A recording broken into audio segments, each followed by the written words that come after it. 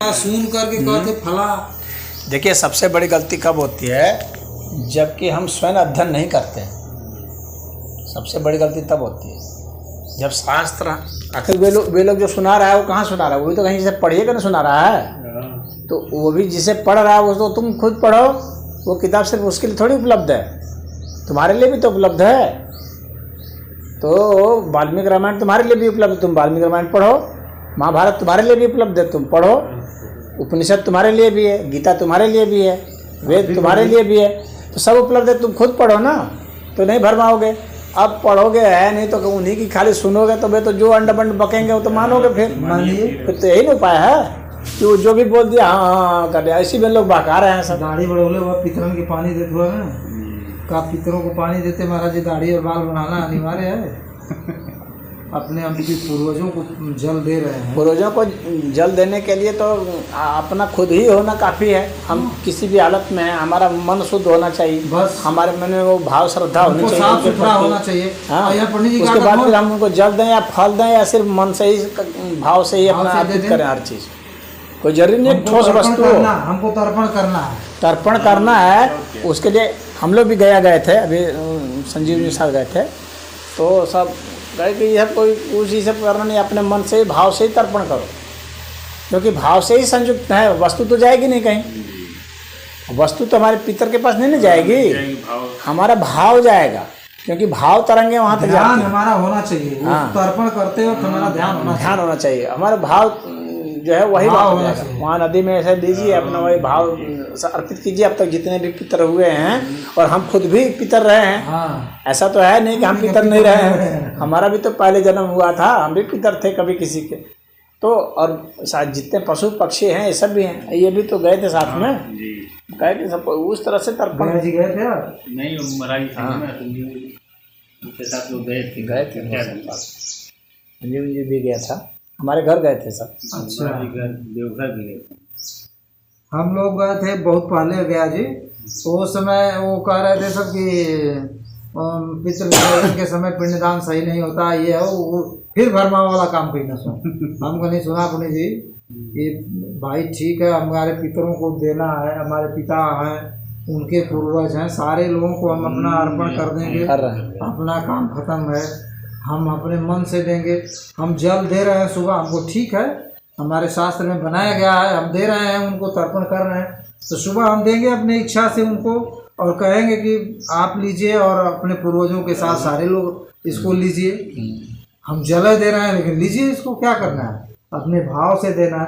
अरे पिता को देना तो माता को भी नहीं दे सकते हैं, वो तो सबको दिया जाता है। कहीं सो पंडित लोग के यहाँ खाली पिता को दिया जाता है। आप कैसा काहे करते हैं? पिता को देंगे, खाली पिता से हम पैदा हुए हैं क्या? हम माता पिता दोनों से मिलकर पैदा हुए हैं। हम कहने हमें द्वार बैठा ना पंडित जी, हम कहने देखा पंडित जी, अब गुरुमुख करे वाली बात हमारा आवत है मेरा, अब गुरुमुख तो से वो कर ना। तो कह दो हम जाने तो गुरु जी बाढ़ हो, हम कहने गुरु जी हमारे गुरुमुख के दिन ले आए, उनके घर खिलाई पे और जब कह दिए वही कि मान लें जब गुरुमुख हो जाएगी। आइए हमारे मलकिन पहले कोई ये सिद्ध करे कि खाली कोई पिता से जन्मता है, क्योंकि हमारे पूर्वज किसको कहेंगे? पूर्वज तो उसको कहेंगे ना कि जिनके माध्यम से हम जन्मे। तो हम तो पिता और माता दोनों के संयोग से न जन्मे हैं जी, खाली पिता से जन्म गए हैं। तो ये सब बेवकूफ़ है, ये सब उटपटांग बातें बोलने वाले लोग हैं, इनको कुछ सेंस नाम की कोई चीज़ ही नहीं। कौन चीज़ का नाम महाराज जी? मनुस्मृति में साफ लिखा हुआ है कि जो है माता पिता दोनों तरफ के पक्षों को जो है खिलाया पिलाया जाता है, और यह लिखा हुआ है कि जीवित खिलाया जाता है। जीवित खिलाया जाता है, ये भी नहीं लिखा है कि मृत सेवा करने से मरने पर क्या सेवा? जीवित सेवा करने की बात लिखी गई है मनुस्मृति में। मनुस्मृति में ये नहीं लिखा गया कि मर गए हैं उसके बाद ये आपको ये सब करना, नहीं, वो जीवित ही श्राद्ध करने का होता है कि आप उसको जीवित जो है उनका जब भी होता होगा, पितृपक्ष जब आता है तो उसमें उन लोग की वो सेवा कीजिए। हाँ, विशेष सेवा कीजिए। जितने भी आपके रहे हैं मातृ पक्ष के पितृपक्ष के, उन दोनों पक्षों का किया जाता है। ये लोग पितर से समझते हैं ना कि पितर से ये लोग ये समझते हैं कि खाली पुरुष जो है पूर्वज रहे हैं वो है, ऐसा नहीं होता है, ये नहीं है। पिंडा पारा का होला ना, जो माता पिता दोनों पिंडा पारेला तो कहे पंडित जी की तुम्हारे ऐसा के आदमी मरल तो हम कहने के पंडित सुना, हमारे पिताजी पहले हम जानते हैं उनको पहले दीजिए पिंडदान, फिर माता जी को दीजिए, हमारे नाना को मैं जानता हूँ, अपने नानी को मैं जानता हूँ, हमारे एक मामा मरे हैं उनको भी मैं जानता हूँ, हमारे बड़े पिताजी मरे हैं मैं उनको दे रहा हूँ, एक मेरा बड़ा भाई मरा है बड़े पिताजी का लड़का उसको दे रहा हूँ। मतलब हमारे नॉलेज में जितना है हाँ। उन सबको मैं दे रहा हूँ, और जो नॉलेज में नहीं है उनको भी दे रहा हूँ। उनको भी दे रहा हूँ, उनके लिए भी दो चार पांच बना के रख दे रहा हूँ कि हाँ। उनसे भी आगे के जो हैं हाँ। हमारे जानकारी में नहीं उनको भी मैं पिंडदान कर रहा हूँ। अपनी तू कहा कि खाली पुरुष के तू खाली जानवा कुछ है ना, खाली मतलब होती है हमसे बाहर और कहें कि तू हमारे सब हर काम पर विरोध कर रहा। हम कहने की सुना लिखा लगा कि नहीं फलाना दे तू लिख दला ब्याह हो, अरे पंचांग के अनुसार देखवा, नक्षत्र के अनुसार शादी विवाह का मुहूर्त बनना है कि नहीं बनना है। महाराज यही ना होता है। आज ना हो सके शादी किसी भी दिन हो सकती है, और देखा जाता है कि वातावरण कितना अनुकूल है इस तरह की घटना के लिए, उसके हिसाब से लोग मुहूर्त निकालते हैं। नहीं तो शादी तो जब चाहे कोई तब कर ले, उसके लिए कौन सा वो बना है। वो कहत हूँ कि तिलक ना बना था हमारे साहब, हम चुप रहा मतलब तिलक ना बना तो तू ऐसे ही करवा, वो केहू के छुट्टी नहीं खा, केहू के कुछ नहीं खा, और तू तिलक ना बनेगा तो खूब ब्याह मैं देखा था शादी ब्याह में उस लड़की का शादी महाराज जी हुआ है, बातचीत हुई है, तो तिलक करना है, तो कहते तिलक नहीं बन रहा है, इतना जल्दी ऐसे कर रहे हैं। हम कहें कि तू वही में तिलक बनावा, जो दिन ना बना था वही दिन बनावा, तू बता दा खाली मुँह से कि नहीं दिन तिलक का काम हो जाए, चढ़ी ना कि कहा है ना चढ़ी तिलक। शुभ मुहूर्त उसी में निकाला जाता है, जो जो ज्योतिष के विद्वान होते हैं वो निकालते हैं। हाँ, उसमें ये होता है कि भाई दोपहर में समय नहीं निकल रहा है तो शाम को निकल गया, शाम को नहीं रात को निकल, रात को नहीं निकल रहा है।